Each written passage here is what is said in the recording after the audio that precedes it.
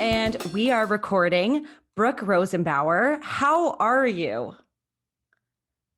I'm so good, especially because I finally get to see your face. I Why know. did it take a pandemic for us to do this? It's weird. It's weird how that happens. Like I've reconnected with a lot of people since the pandemic, and it's just been really nice to just like get that prompt to be like, you should FaceTime somebody. Absolutely. Yeah, I wasn't much of a phone talker at all, but I've been doing lots of walks and chats with people, and have sort of built this like group of people that I just randomly call, and I've never had that in my life before. So it's been It's awesome. it's awesome. But Like, anyway, it's great to see you, and I'm doing great. yeah. Yeah, that's awesome. So Brooke, like tell us a little bit about yourself. Like you are a fitness professional, a coach, Les Mills presenter, like, but I want to hear from you. Like, tell me about yourself. Okay, cool. So I started as a little girl growing up in Vermont, and was always an athlete, and sort of always knew I would do something with movement, and played a lot of sports, coached a lot of sports, and then was fortunate enough to find a job at Reebok, which is a little sneaker company that people may have heard of. Yeah. And that really sort of introduced me to fitness. And I was able to sort of combine, my career in nonprofits and public health work with fitness. And then from there, sort of built this kind of like side career that has become interwoven with my actual career. Yeah, as a group fitness instructor, a personal trainer, a health coach, and I'm fortunate enough to be part of the Les Mills National Trainer and Presenter team. So I get to do well in like real life, public, big master classes, but I also train aspiring instructors who want to learn how to teach body pump. Yeah. So yeah, that's kind of me. I'm a bit of a nerd for like all this stuff, and I'm just really passionate about it. So Yeah. And for those who don't know what Les Mills is, it's like they do a lot of the group classes that are at like YMCA's and other gyms, like group fitness classes. If you've heard of Body Pump, if you've heard of CX Works, those are under the Les Mills umbrella, like really fun. And they also have an app if you want to do the classes at home. But yeah, Brooke's kind of a big deal in the Les Mills community. And she helped me too when I was learning how to do like the body flow and like the bar for Les Mills too. So that's what that whole business is. So Brooke, your life is very much surrounding fitness you are very heavy in the fitness industry. But can you tell me a little bit more um about your outlook on fitness and performance as an athlete prior to embarking into the fitness industry? yeah, totally. So I mean, like I said, I was an athlete. I was a pudgy little tomboy who was really strong and loved playing soccer. Played soccer like every day of my life. Growing up. Uh, Other sports. I did a little bit of. I was so coming from Vermont. There's this thing that we do called like skiing down a mountain, which is like, it's just what you do. So I was a recreational skier, and then actually kind of was late to the game and became an alpine ski racer. Um, Middle school, high school, and then ended up coaching. I was a much better coacher. I was a much better coach than I was a racer. So got into that, and through soccer, also got into a little bit of like endurance running, like nothing crazy, but half marathons. I played on the ultimate frisbee team, and it's funny. I guess I played soccer in college for a couple of years. Well, actually, the whole thing.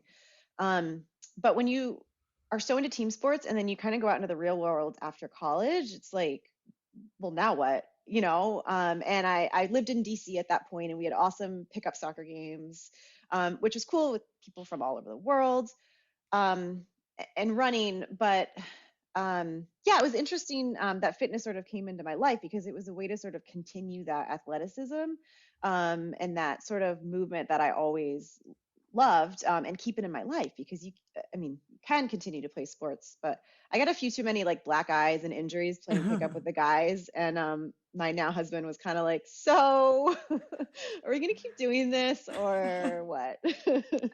But I think that definitely shaped my approach as a fitness trainer, um, and is very much what makes me the trainer and kind of coach that I am today. And I think it's what kind of sets me apart, from maybe the more traditional trainer in the fitness industry. We can go into that more, but yeah, it Yeah. definitely was a huge part of, has shaped me, I think, more than I know, or more than I realized. And having conversations with you and with a few other people, just realizing how different my approach is from maybe the typical trainer. So it's been interesting to kind of explore that, because you just do what you do. You go through life just kind of doing your thing and thinking that's what everyone else sort of does, but maybe not the case.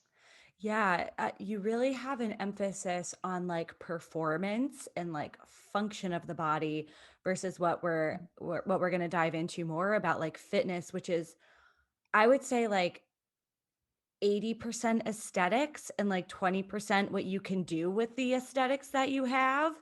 Um, I had a very similar situation like growing up playing sports. I never once even thought about my body.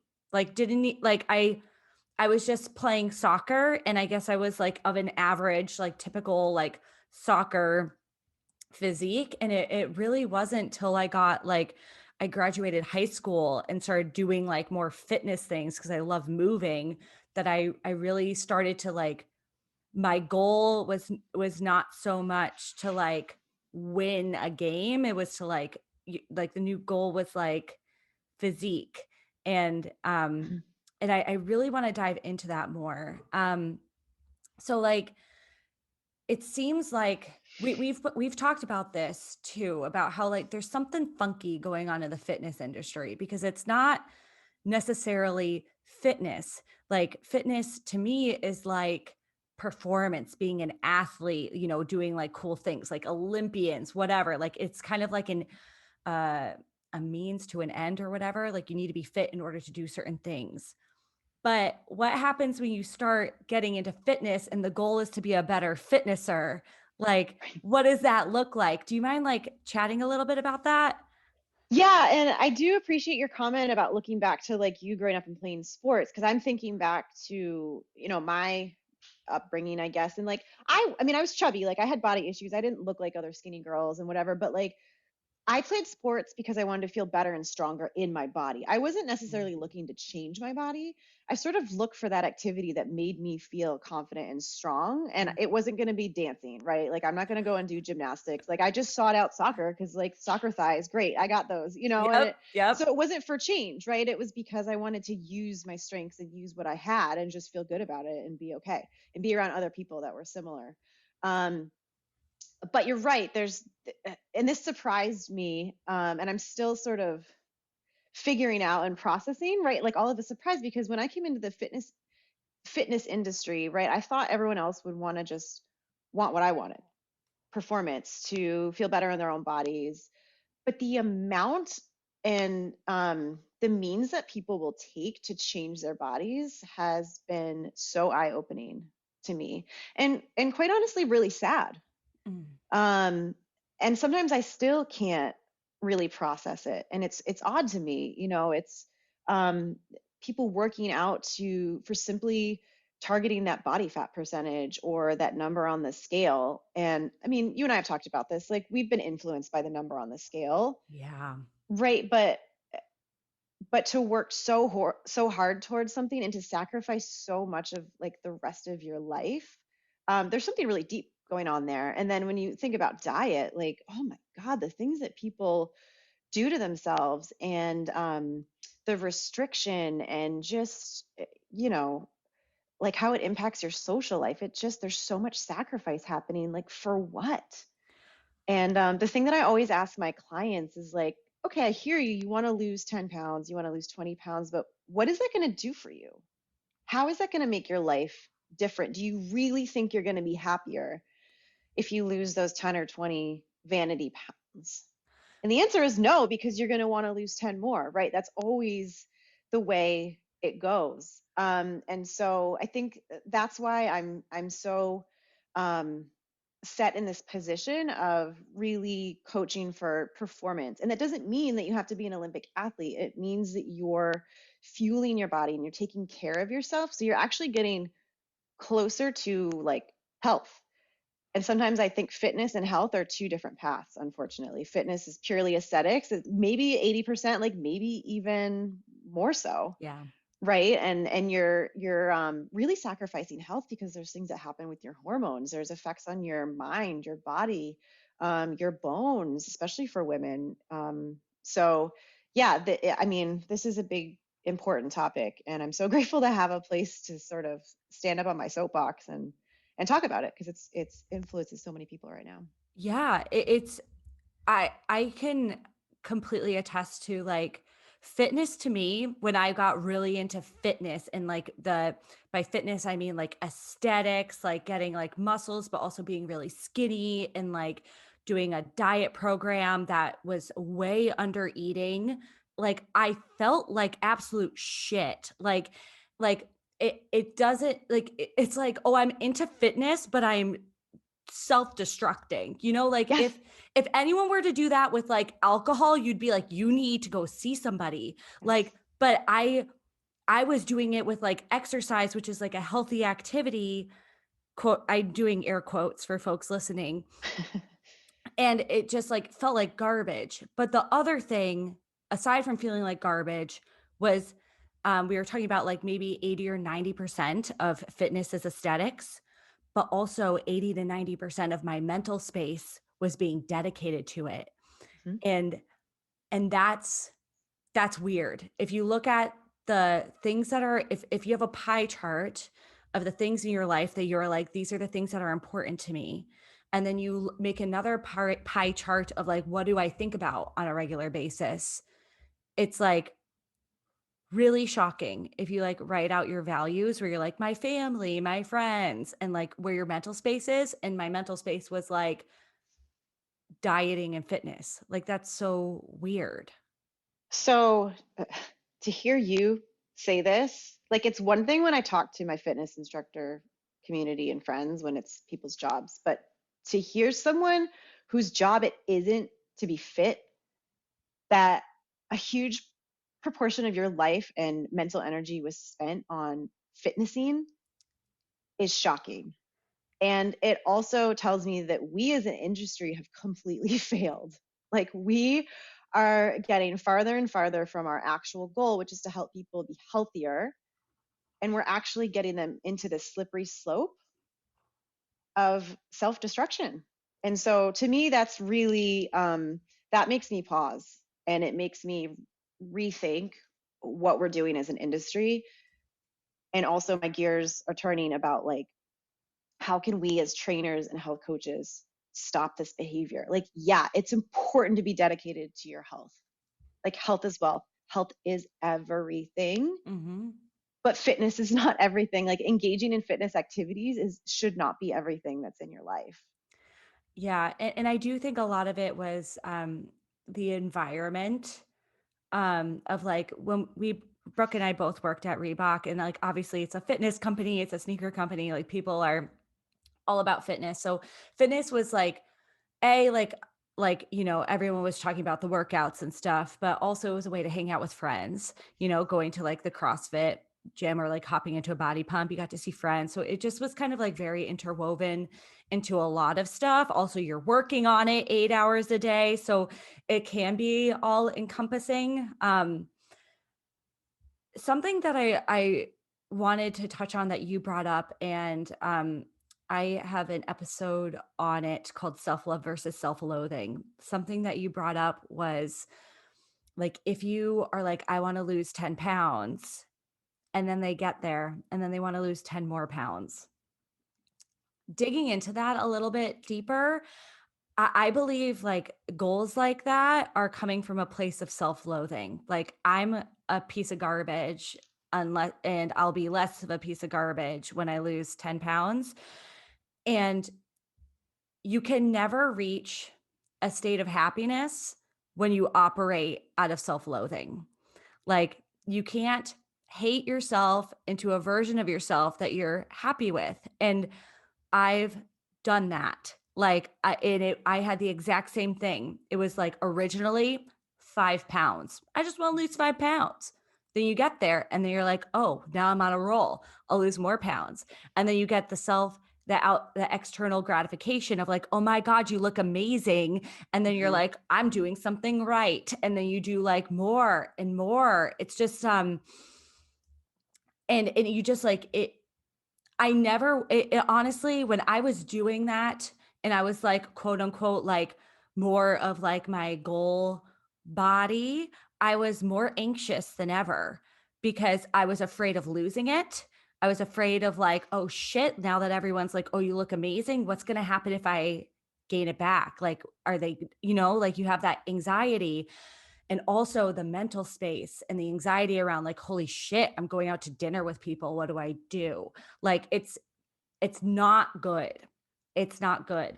You can hate yourself into doing stuff and that's very motivating, but it's not, you're never going to feel good with like that. I couldn't agree more. And you just perfectly articulated the depth of this problem, right? And so when I work with clients and they come to me with this weight loss goal, sometimes they get frustrated because I don't want them to use the scale. I tell them to put it away. And they want immediate results. And I'm like, I'm sorry. They're just never going to be immediate. You can lose some water weight and drop some pounds, quote unquote, in a few weeks. But until you heal that part of yourself that thinks that losing 10 pounds is going to be what brings you love and happiness, I don't know, what are we doing? Right? And people get really anxious and sometimes even angry. I actually take some heat as a coach because I think it touches on something when I start asking questions about why. What part of you are you afraid to show? What part of you needs to heal, right? And where did you learn that being skinnier would bring you more love? Like where did this happen? Right? So it's a hard thing for people to really grapple with when they just want a bunch of like exercises. But it goes a lot deeper as a fitness professional. And I think a good fitness professional who's looking out for people's long-term health, because sure, I could write that person a program. I could have them doing a ton of hit. Um, I could have them doing crazy hit and cardio all the time, and maybe they drop a couple pounds, but there's so much science behind overtraining and what it will do to your hormones when you have a heightened level of cortisol all the time, what that will do for your mood and your hormones. And, not to mention injuries and just constant inflammation that could really, really hurt someone in the long run. So it's hard to not give people what they want in the short term. The challenge is coaching them to see the long-term benefits and that there's so much more to fitness than just losing weight, right? There's Yeah. so much science, and I could go into the science all day long because it's so important, but on a surface level, like the act of exercising and moving and building muscle, it decreases inflammation, right? We talk about strengthening the immune system. Like there is no doubt that exercise does that. Insulin regulation, bone density, mental health, preventing cognitive decline as you get older. But the problem is none of this is sexy to 20-year-olds. And No. that's the problem. It's not sexy at all. They don't care. I didn't care. Um, the one thing that is appealing to the 20 somethings is that fitness can have an impact on anxiety. And a lot of us, anxiety is a thing. Mm, For mm. whatever reason, thank you, social media. So we get into this like, oh, well, I'm going to do a whole bunch of hit training and it makes me feel better. And it does. Hit training is awesome and it's going to make you feel better and it's going to help you work out that anxiety. But if you're doing more than 40 minutes a week of like, 90% of your max heart rate, it's too much. And you're going to, run into some of the issues that I mentioned already from overtraining. And so we get obsessive about it because it does bring good results in the short term. But, long term, what is it doing to you? And when you're 20 something years old, that's when you set your habits for life. And so when I get 30-year-olds, it's either one extreme or the other. It's like they've Mm, overdone it and we got to pull back, or they're inactive and they've just gotten into this rut where they don't know how to get out of it, and it's that mm. self-loathing kind of feel. So it's hard. It's like there's definitely two areas, and two very different coaching approaches, and I'm shocked at how many clients I've gotten where I have to tell them to eat more. And I'm talking about women Mm, specifically. yeah. So many women, so many more women. I'd say 80 to 90% of my female clients, I've had to have them eat more because they're afraid to eat. They're afraid Yeah. of carbs. They're afraid of fat. They don't know what to do other than guzzle a bunch of like protein shakes that have been marketed to them. So that's been a huge learning and a huge, huge challenge for me is detangling all of this like mess that we've created for people in their heads. Yeah. A lot of it is like, I mean, like probably both, but like, should you be talking to like a therapist as well? Like, like to untangle these issues Yeah, because they're heavy. Like, how is that like a lot? Do you feel like that's like a lot to take on as a fitness coach? absolutely. And yeah, I mean, like everyone should have a therapist, first of all. Like, it's Yeah. awesome. Yeah. Um, it's a lot, and we have to stay in our scope, right? There's only so far we can go. And for people who want to help other people, it's tough to stay in your lane, and that's a big thing. That's another big challenge with fitness professionals is people go out of their lane. Like there's so many people giving nutrition advice that are not qualified. There are so many people who are giving advice to special populations that are not qualified. Mm, Like you have to recognize your boundaries. So yes, I would say the majority of people that have really deep issues, thankfully, that I work with are already seeing therapists. So that's good. great, but that's definitely something that I do look out for. And I mean, you have to be able to refer people out, when you start to get into like eating disorders, or people wanting specific meal plans, or people wanting to feeling like they might need to diagnose a certain condition and treat it with food. Like I don't do that, right? Like that's out of Mm, my scope. I'm mm, not trained for that, not qualified. So fitness professionals have to put their ego aside and say this is where I refer. But yeah, absolutely, therapy is a good thing. yeah. I'm curious, like, so we're in this kind of like yucky place with fitness for a lot of folks that like it's not so much about like feeling amazing. I'm curious like how we can help because I think I think of course like coaches are role models, like our instructors are role models, but also your peers are role models. So it's not just on it's not just on you, Brooke, to be like, okay, I need to be like the best role model so I can help everyone, but it's also on like me and everybody else to like start like living their life the way that they would want to and working through our own stuff so we can get to a better culture in fitness where it's just like it's fun, it's not overdoing it, it's not like all about aesthetics. Yeah, that's a great question. And thank you for pulling us out of this like depressing hole that we've worked ourselves into. Cool. Nice pivot. So something that you said earlier, I think is important is making comments on people's bodies is not Mm, helpful. mm, Even if you think you're being helpful, even if you think you're making a compliment, there's a million different reasons why someone may have lost weight, and not all of them are good. That person could be sick. They could be in an obsessive spiral. They could be overtraining, over dieting. So it's better to just leave comments on bodies, even if you're complimenting someone. Just don't say it, or something general like you're glowing, or just like general stuff like personality stuff, like you're so energizing today, or whatever. yeah. Um, so that's a good thing to do. You said another word that's important, which is fun.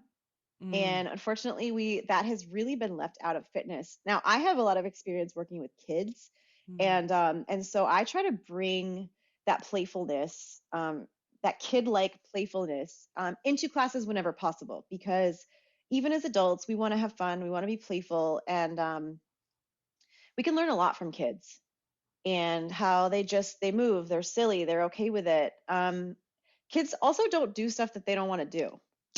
yeah. Right? Like, so if you encourage your friends to try different stuff with you. If your friend doesn't like running, it's okay to not like running. Mhm. If your friend doesn't enjoy body pump, that's totally okay. To not enjoy it. There's a million different workouts out there that you could do. So it's really important to find something that you enjoy, um, because then you're going to do it. And there's going to be a lot less excuses that come. And you'll get the mental benefits rather than it being like a chore, checking off the box. So, there's so much power in sort of social influence, in fitness, just bringing a buddy to class, being a Mhm. class buddy, Yeah. checking in, sharing music playlists, just finding the joy in fitness, is really helpful, because that's kind of the best long-term motivation. Um, you mentioned like how self-loathing, it's not that motivating. It could be in the short term, right? Like fear can be powerful.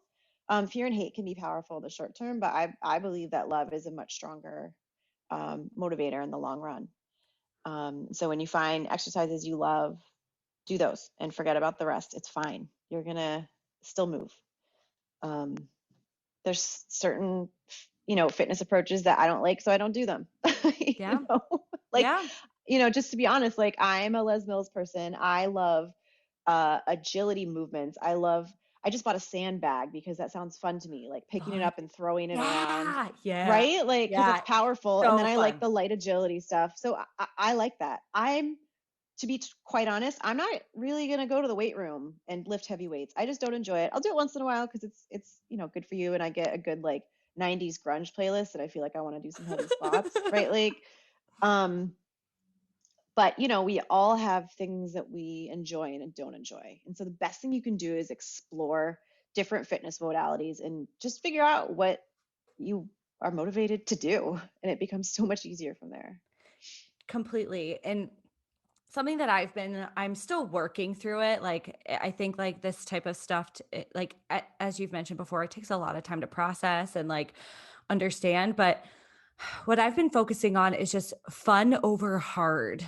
Like, is it like I I get attracted to hard workouts because I've been like in my brain, I'm like, that's better for me, but Mhm. it's literally not. Like my body does not enjoy it. Like every once in a while, if something's I'll do like a really hard CrossFit workout or like a really hard hit workout if I'm really vibing it. But like I usually like to check in with myself like afterwards, like how does my brain feel? And Mhm. if I do a really hard workout, my brain feels like a pile of mush. And then that's when I have to ask myself, like, what am I doing? What is my purpose in life? And is it to be a fitness person with a mushy brain? Like, I don't think so. Like, like I think I need to like, yeah, there's like more to my life than that. So like choosing fun workouts, like my brain feels amazing after body pump. My brain feels amazing after like dancing and like Mhm. doing like a spin class that's not really hard. Like just Yeah. that's like hard spin classes, mushy brain. We don't need that. Like like kind of like changing the Yeah. paradigm of like what are we here to do? It's like so evolved, right? Because you've separated from what I should do versus what I can and want to do and what makes me feel good, right? Because there's a lot of I have to, I must in fitness, and it doesn't need to be that way. So Mhm. I think that's awesome.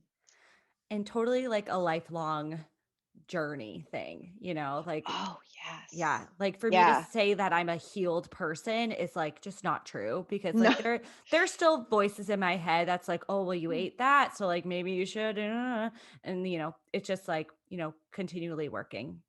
That's really helpful for people to hear because they have this vision in their heads of like, oh, and I think about this a lot with people who have recovered from eating disorders or have been through just general trauma. I don't know if that stuff ever leaves you, but Mm, you can find a place in your life where you're sort of okay with that, having that in your history and just embracing it, right? And just knowing that it might always be there. Those voices might come up once in a while, and just saying to those voices, thanks, but I'll see you later. Like just gently right. kind of pushing them away, rather than just trying to fight to keep them down. So I think that's important for people to hear, is that healing is a lifelong um, process, and this body stuff, especially food wise, can go really deep. Mhm. And so getting the help you need, and then just kind of like respecting the process, I think is really important. Totally. My strategy for myself is to treat myself like if I were talking to a friend. So like Mhm. the advice that I would give to a friend who was like running themselves into the ground would be like, you don't need to do that. Like, you're amazing. Like, why? Like, Mhm. you need to be taking care of yourself. Like, I would have such sage advice for my friend, but then, like, when it comes to myself, like, it's hilarious how, like, what I was doing is not what I would prescribe to anybody. So, Yeah. like, just trying to treat myself as a friend. So, if I have like that negative voice in my head, just be like, okay, like, I totally understand where you're coming from, but like, that's like a pretty self destructive way to look at yourself. So, like, maybe you should just go for a walk and listen to an audiobook right now and, like, chill. And Yeah. just, that's kind of been my approach. Like, I don't know, I'm sure there are a zillion approaches. Like, I've heard of, like, self-parenting yourself, like, if you were, like, a kid, would you say to them? But the friend thing is working for me.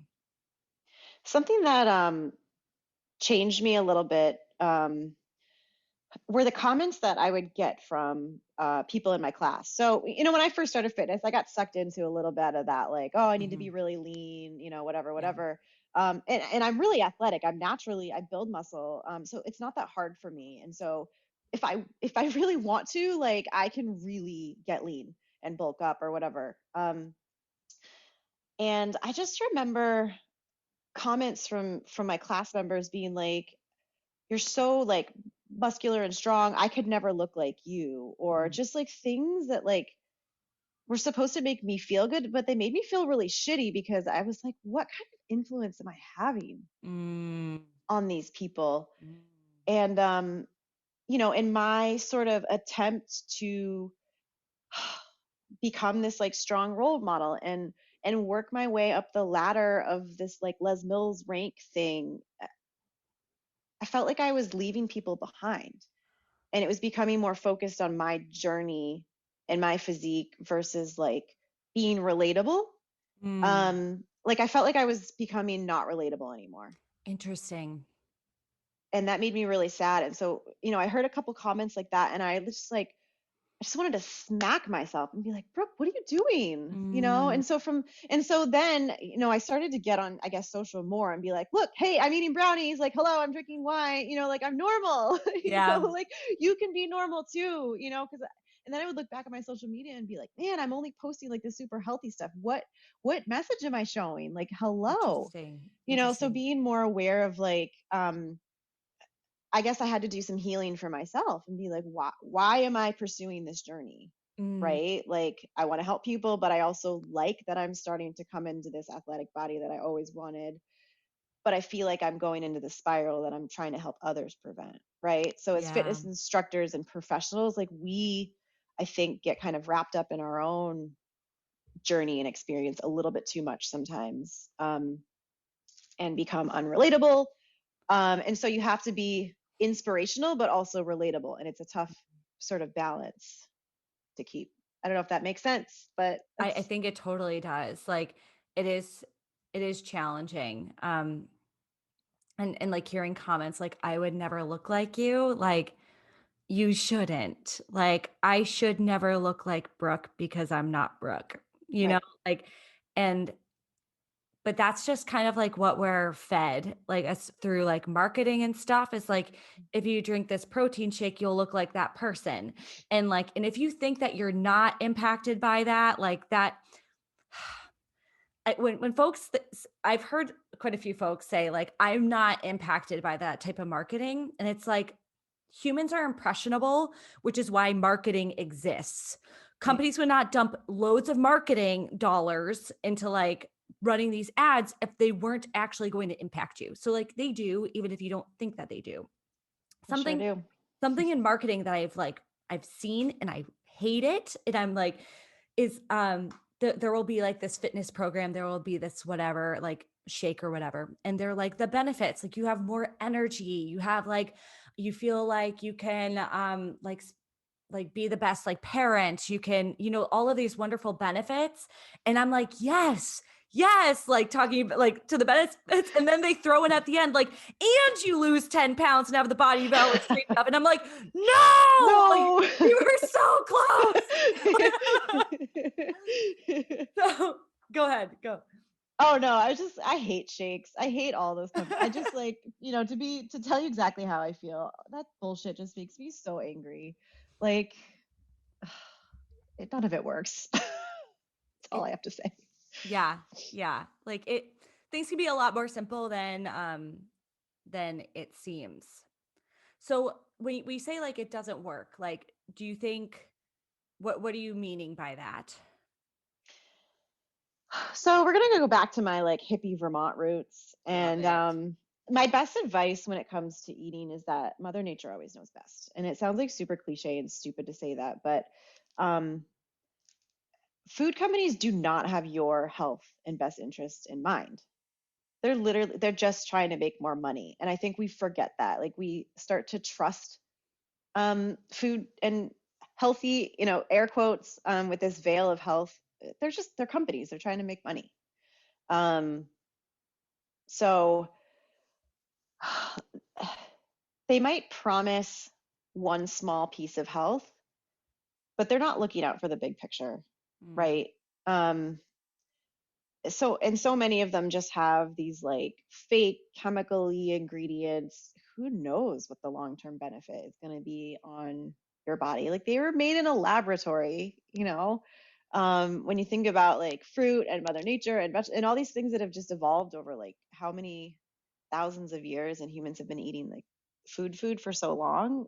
um i just I don't think our body really sees that stuff as food, and I think it just really throws off um how your body processes it, mm, so, and that, again, this is like my hippy dippy roots. mm, But yeah, I mean, food companies are companies, and we have to remember that.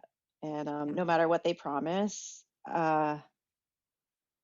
this weight loss stuff, like, is that really what's best for you? And I know you wanted to bring up the article that I wrote about gaining 10 pounds and how that Yeah, actually might be better for you. Like, they're sending you these messages and telling you what's important in your health. They don't care about your health. They're just telling you what's going to get your attention. exactly. So that's why they don't work. They're just throwing things at your body, because they know what you want, and they know which triggers to pull and which levers to pull, um, to get you to buy their stuff. Yeah, with your article about maybe you should gain 10 pounds, you wrote something in there that like really like this sounds so cliche, but I did feel seen. I was like, holy shit, me too. Like you wrote something about how like you remember certain time periods of your life and you know how much you weighed Mhm. when when you think back on them. And I was like, holy shit, same. Like I have like imprinted memories of me being on the scale and being like, oh, cool, whatever, weight, like and I loved the article that was like, you should gain 10 pounds because it's like this losing weight isn't always going to be like better for you. And like, if you gain muscle, like that's wonderful. And that comes with weight gain. And like, we should Mhm. probably just like probably care a little bit less about weight. And it seems like it feels like on Instagram that like people aren't talking about that as much or like they're like, "Oh yeah, we're over the scale thing," but I don't think so. When you think about like how long it takes to heal, Mhm. I don't think so. I don't think it's over. I I mean, I have to agree. And first of all, I just want to differentiate. Like, weight loss can be important if there's a medical reason for it. True. There's a lot of science behind being severely overweight and inflammation and all of that stuff. So I think what we're talking about is like that vanity weight, right? It's like that Exactly. 10 pounds. Um, and I'm with you. When I go to the doctor, I tell them I do not want to know my weight. Do not tell me. Because if I know I'm going to be way heavier than I was a few years ago, even though I look and feel awesome. Like I have the body I've always wanted. I'm so happy with how I am, honestly, because I'm strong and I feel like I look fine. And I can eat what I want to eat basically, within reason. But when I go to the doctor, I don't want them to tell me what I weigh because it will send me into that spiral. And I just Mm. don't want to know. I don't have a scale, um, because I know enough about myself and I know enough about the science that, when I was probably 10 or 15 pounds lighter, I was, um, in grad school. I was working, almost full time. I was planning a wedding. I wasn't eating enough. And I was only doing cardio because I didn't know any better. And was I healthier then? Probably not. Was I stronger? Absolutely not. Did I look skinnier? Yeah, like I could probably squeeze into my wedding dress, but like I don't know, I've got more of a booty now, which I truly appreciate, right? Like I had Yeah. my husband even looks at pictures of me and he was like, "You had no butt back then." um, and I don't know if you have this experience of looking back at pictures of yourself. I look back at because then I started to get really lean when I got into fitness, and I look back and I'm like, God, I was too skinny, or I looked really good then, but I was so unhappy with myself. Like you just whatever message you were telling yourself at that time is probably different from what you would look and say now. 100. I completely agree. Like, I'll look back on pictures and I'll be like, "Why you look amazing. Like, why were Hmm. you?" And I just know where my mental space was, and I was just, like, very insecure and very, like, unhappy, and that's where, like, it's truly, like, a state of mind is, like, the destination, not necessarily, like, a body type, um, Yeah.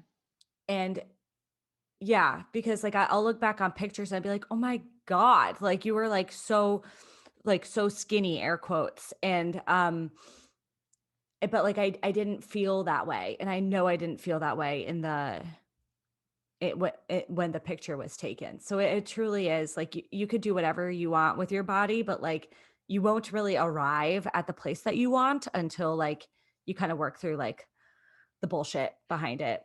Exactly. Yep. Yeah, I mean, just, all the photos I'm thinking of when I was really skinny, even when I was really lean, this is where the separation between like fitness and performance starts to happen. Like I can throw some heavy weight around right now. I can go the other day I ran 6 miles and didn't even think about it. I couldn't Love. have done that stuff back then because I was so focused on the aesthetics of it. Mhm. And I didn't understand the science behind, like, hello, like you need carbohydrates to do a hard workout, not only to do it but to recover from it. And if you want to build muscle, you better eat some carbs. Like it's just plain and simple. And so that's why like all these food companies drive me crazy with like their stupid like diets and like carb restriction and all that stuff. It's like you don't understand or you're completely ignoring like basic sports nutrition principles. Like you need freaking carbohydrates in your system. There's no way around it. I don't care what keto says. Like I don't care what any of these stupid diets say. Like it's that's just science. Yeah, Um, so anyway, it's I think with experience now that I'm looking back, I'm starting to understand how those two things got divorced, and like bringing them back together has been a huge like goal and mission of mine. And by them, I mean like fitness, and performance, and like what fitness actually means for people and what it can do for their lives. completely. And I know this is kind of like opening up like a big topic, but like when you're like, what, like kind of like getting back to like what is fitness and what does it mean to people? Like you had like a moment like that last year when you were in Greece and had a pulmonary embolism. Do you mind sharing like a bit about like your experience and like the thoughts that you went through when you were like bedridden and thinking about holy smokes, what if I can't do fitness anymore? Absolutely. So, for anyone who doesn't know what that is, pulmonary embolism is a life-threatening blood clot that happens in your lung. And so it can be exacerbated by certain things. In my case, it was probably a combination of genetics, the hormonal birth control that I was on, um, and then the flight to Greece because it happened as soon as I got Mhm. to Greece, sadly. So it was not much a vacation. Yeah. Um, so there are a few things that happened. So long story short, I ended up in the hospital for a week. They let me out for a little bit, and then I was back in the hospital for a week because I started coughing up more blood, and it was this whole thing. So I ended up being in Greece for a month, and it was serious. And so I was they wouldn't let me out of bed for a long time because they were worried about my heart, and they just didn't want anything to get messed up.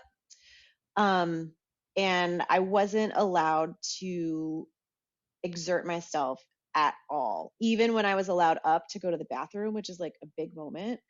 Um, I wasn't allowed to get my heart rate up. So even when they let me out and they finally let me fly home, I couldn't walk up more than a flight of stairs. Like I just, not that I really had the energy for it anyway. It really knocked me out. Part of my lung died, and it was really serious. It was a big deal. Um, so there was a lot going through my head. It's definitely like the scariest, most traumatic thing um, ever. Um, First of all, God, was I thankful that I was fit. God, was I thankful for fitness in that moment, because so many, a third of the people who get these die. And so many doctors and nurses told me that because of my fitness, I was strong enough to survive, and I was strong enough to have probably a better recovery than a lot of people would have Wow. had. At my follow up, a few months, like 3 months probably after, everyone was just really impressed where I had gotten to, because I was able to come back to exercise in my lame, like little way, and Yeah. they were really impressed. And I was like, this feels like so little. Like I just felt so inadequate because my entire life got turned upside down. My whole life was fitness. Um, I I think I was a little embarrassed that this happened. Like even though um I think a lot of it had been mitigated because of my fitness, I was still like, I'm supposed to be this role model of health, and look at me, like I can't even go up a flight of stairs, and look what happened. And what could I have done differently? Blaming myself, like was it because of overtraining? There's just a lot going through Mhm. my head, which you always, I guess, try to blame yourself for this stuff. Yeah. And then when I was in Greece, sort of like tied to this hospital, chained down to this hospital bed. They really they had a hard time keeping me down, but just a lot of really ugly, scary thoughts. Like, can I still be a fitness person? Is fitness over? Is this huge passion in my life gone? Like, can I even do fitness? Like, will I ever run again? And if I can, will I be inspirational enough? Am I enough now because of this? Ugh. Um, and there were moments where I was like in that, and I didn't know when I was going to be able to go home. It could have been a week, it could have been 3 more months. Like it was like a day by day thing. Mhm. Um, but there were moments where I was like, I don't know if I even want to go back, because what life am I going back to if I can't have this like fitness life? And I mean, that's like deep stuff. I was like, Yeah.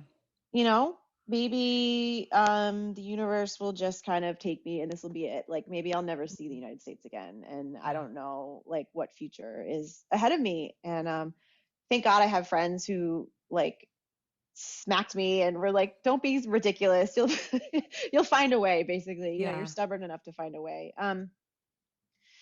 But yeah, it made me think a lot about like how my life evolved around fitness. Mhm. Like, yes, it's my passion, it's my career, and it's great to have a passion. Um, but I was kind of like, I don't know what else I have if I don't have this. Like, what am I going to do with my life? Um, and I didn't, when I got back, I wasn't allowed to exercise for a while, and yet I had gone through this extremely traumatic situation. So I didn't have the outlet. Like normally, if I had gone through something crazy, I would have just like done a bunch of hard workouts and gone for some runs and like lifted the shit out of some weights, Yeah. but I couldn't. Um, so there was a lot of emotions that I had to sit with, um, that I didn't like and I wasn't used to. And so that was really hard. And so that's why like therapy is so good to have that outlet too. That helped me a ton. Um, I like maybe punched a wall a little Yeah. bit and Yeah. decided that I need A, I needed a punching pad, and B, I needed to set up an appointment ASAP. Yeah. So my husband was like, "Yeah, no, we can't do this." Yeah, yeah. So yeah, it made me very grateful for fitness, but also sort of question like what else is there in my life and how can I live a more well-rounded life. Um, People would suggest like, why don't you take up like puzzles or other activities, and it's like, oh, I don't want to. Yeah. Nothing would replace that same feeling of like working out, and working with people and all the things that I loved. But in a way, they were right. Like I needed to find other things to kind of pass the time and to not be so angry. So yeah, I mean, it was so much to process. So Yeah. many emotions, and it's a very long story, and I could go on and on and on. Um, but I think I'm good now. I'm happy to say it's been over a year, and I can do basically what I want to do now. And I'm grateful that I had the background that I did, because I knew how to progress myself, even though I was mad about it, right? Like I was not happy about like just walking, Yeah. or in CX Works class, which is a core class, like it's an intense core class, and I would just be there in like tabletop position, and that was hard for me. Yeah. And in spin class, I would sit in the back of my class. Someone else was teaching it in my spot, which is Mhm. okay. And I wasn't really allowed to do anything at that point, so I'd just sit there, and like once in a while, like my legs would go around. Oh. But it was hard to even sit up because I had Yeah. lost so much. I had lost so much. Yeah. Um, eh, so I always say to like people who feel like they've hit rock bottom, like there's hope for you, but you have to take it step by step. Um, and it's good to have passions, and it's good to have a goal. And you also just have to like respect all of the emotions that come with um, how frustrating it is to have to take those baby steps. Yeah. Some things that you said that I really loved is like you were grateful for fitness, not for like you didn't once mention like I was so grateful for fitness for like having like a six pack or anything. Like you were grateful for fitness for health, which at the Yeah. end of the day, that's kind of what it is. And also you were forced to like kind of like examine your relationship with it and be like, Mhm. holy smokes, like I need to I need to really evaluate like what's truly important to me. Yeah, I think this was sort of the peak of, I don't know if peak is the right word, but it's the point where I finally made a decision. I was working this way. I was like, I know aesthetics aren't important, but I'm kind of still stuck on the aesthetics, right? Yeah. This was the point where I was like, I don't freaking care anymore. Like, I got some jiggle on my belly right now, and like, I'm actually okay with that.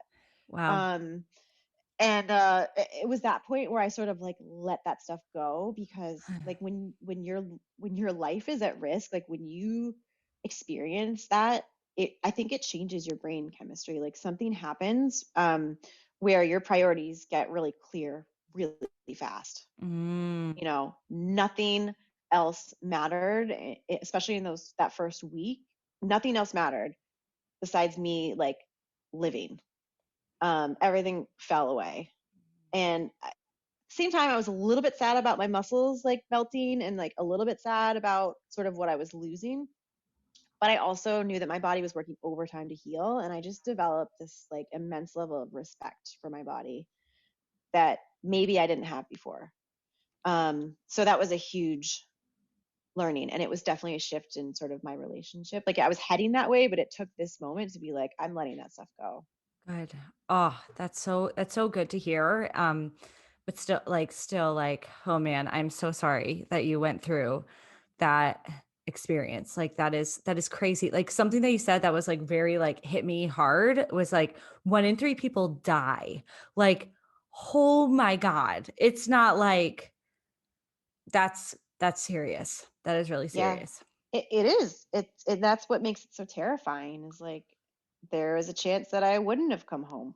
Yeah. you Yeah. know but I mean, it sucked, so I appreciate you saying you're sorry, and it's so sweet.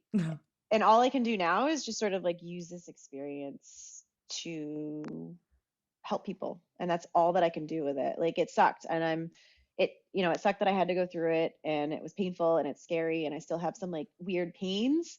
Um, and I'll probably always have them, but I have this now like story to tell people, and my only hope is that it helps someone else like not feel so alone. Hmm. Um, and maybe like kind of drives the point home that we're trying to make. So that is my hope. If you were that one person out there and this like kind of inspires you or made you feel better in any way, like that's a win for me. So, and Sarah, thank you for like again like giving me this kind of platform to share my story, because I don't want to just sit there with the story and be sad about it, right? Like I want to use Yeah, it to help people. totally, completely. And I'm so happy to have you here. So, Brooke, like, what is your hope for the future of fitness? Mm, um, I hope that we can make health sexier in some way. So Mm. for anyone that works for like a marketing company, if we could make like cognitive decline, prevention of cognitive decline, or like bone density, like a hell of a lot sexier, so that people are motivated by that, that would be awesome. Um, and I hope that more research is done on the mental health benefits, but also the guardrails, like how we can use fitness appropriately to boost our mood without overdoing it. I'm really into science, and I know that there's a lot of research out there, which is awesome. So I'm just hoping that that continues, and that we continue to talk about the benefits outside of weight loss. I guess that's my biggest hope for fitness, is that it becomes more than weight loss and being skinny. Um, and that we really talk about how doing fitness activities, which just means movement and picking things up and putting them down, and Yeah. right, like it means just moving your body. I hope that we can see that as something that's part of our daily lives, and makes us happier and healthier in the process. Love it. And obviously with the pandemic, a lot of people's fitness routines have been altered. I'm curious for you, like what is like how has your routine altered? And obviously, like since your pulmonary embolism and all that Yeah. life-changing stuff, like what does it look like more for you? Yeah, so it's kind of a tricky question to answer, because I was like sort of coming back from the embolism, and then the pandemic hit. So I had already sort of backed off my routine, but I mean, I used to teach 2 hardcore classes a day. Mhm. And when you teach Les Mills, like you do the classes, and so it was too much. I was overtraining. So embolism or not, I definitely had to pull back in my own fitness schedule, and I actually think that I'm probably fitter and healthier and stronger now, and maybe even look a little better in Mhm. terms of like, I don't know. I think sometimes when you overtrain, you get bloated, and it's just not, you just don't feel good.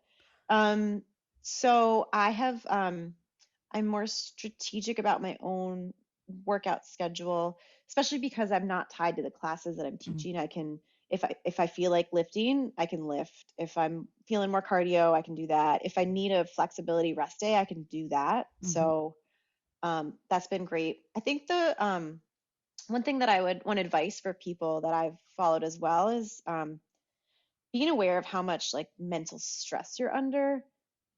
Maybe dialing the workouts down a little bit, because I know in the beginning I wanted to do more hit. I did not have the mental energy to do much hit because it was just too much. And so just being kind to yourself, and knowing that we're all under a lot of stress, and that it's okay to take lower key workouts.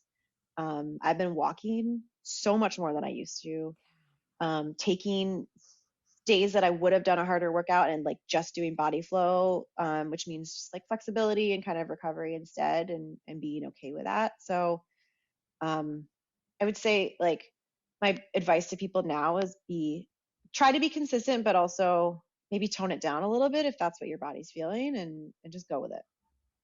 Love it. And what would you say, so like you've kind of like we've talked about this a bit like throughout, but like how would you say like what is your like approach and like what is your like mission as a health coach and fitness instructor? Okay, well, as a fitness instructor, for me, it's all about just teaching fun classes and creating experiences that motivate people to move. Mm. right? So, and that's really what it is. It's the experience that's going to bring people back. And, Les Mills is great for that. That's mostly what I teach. They bring like the element of music and just really great, well-rounded workouts. I teach a class that I call Booty Camp. Mhm. So it's like, Yes. it's hit training, but it's like not serious hit training. Like we do like stupid little dance breaks and we get a good workout. Like it's definitely like true hit. It's hard work. But I think it's lighter than a lot of hit Mhm. classes. It's not like they're rah, rah, like Yeah. I'm not, Um, so anyway, creating the fun environment. As a health coach and sort of like trainer, it's a lot of just helping people play the long game and understanding fitness beyond weight loss and coaching them and kind of encouraging them to explore the other benefits, talking about how you feel after the workout versus like weighing yourself and that kind of stuff. So there's that. And then for the nutrition piece, especially, it's like helping people realize that you can eat delicious food and make these like yummy meals that are still going to be good fuel for your workout and still help you Mhm. reach your goals. Like the other day, I was like laughing because after a workout, I was like, I'm going to melt some brie on a toast. And I can forget what else I had. Probably some like chickpeas or something, whatever. But I was like, everyone's like guzzling their protein shakes and they probably taste disgusting. And here I am with like brie on toast, but like Yeah. fine, like I'm still getting what I need, and it's more delicious. So it's like, the foodie approach to nutrition coaching with that kind of like athletic slant, I guess, is what I'm all about. Yeah, and really like you're anti-carb cutting and I love it. Carbs are life. Carbs have to be used strategically. Like there's a range that you should have carbs as a certain percentage of your like overall calories. Like that's written in textbooks. Like it's Mhm. science.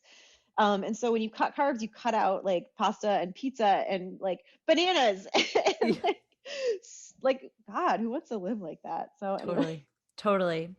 Brooke, is there like how can we find you and like is there anything right now that's like really exciting you? Well, you can check out my website. It's brookerosefitness.com. Mhm. You can find me on the socials. Not all of them though. Really only Instagram, Brooke Rose Fitness. I'm not great with the other ones. Yeah. You can also Google me, my name, and then Game Plan A from Adidas. I have a series of more in-depth nutrition articles that I'm proud of there. So what's exciting me now is you can actually take my boot camp. So I teach boot camp twice a week. That's been really fun. It's just kind of my own thing, and we have a good time. Is And that I have some. is that through your Go ahead. website or is that through Yeah, Facebook? Okay. yeah. I actually have a tab on my website, so if you wanted to look it up, Cool. that would be cool. I try to do actually like month-long sign up so that people kind of get a real progression. Mm, And so instead of dropping in and out, like I try to have people for slightly longer just so they can start to feel the benefits because it takes a bit to kind of get in the groove of it. So yeah, totally. that's my approach. So it's sort of like small group training and almost like personal training style, but like with a small group. Cool. Um, and I have some like potential projects, and I can't talk about them because they're still potential and babies. But it's funny when you like put energy into the universe. Like I want to do more writing this year, right? And I want to do some like new types of projects, and then some like really random stuff just kind of came across my desk, and I don't know if they're going to happen, but that stuff excites me, and just sort of thinking about pushing myself into new collaborations and writing more and all that. So that's what's exciting me, and stuff like this, and just getting to share and talk to you, Yay. and hopefully like sharing with people that I don't know, so new people is really cool. Awesome. Well, Brooke, thank you so, so much for being on the podcast. I really think that this is like such a powerful conversation and I'm so, so grateful. Thank you so much for having me. Yes. I think I just love your podcast. It's just Yay. like you. It's just 1,000% you, Thank you. which is why it's great. And I hope that you continue to grow it. And yeah, I'm just really happy for you and proud of you. Thanks for Oh, having me. thank you so much, Brooke.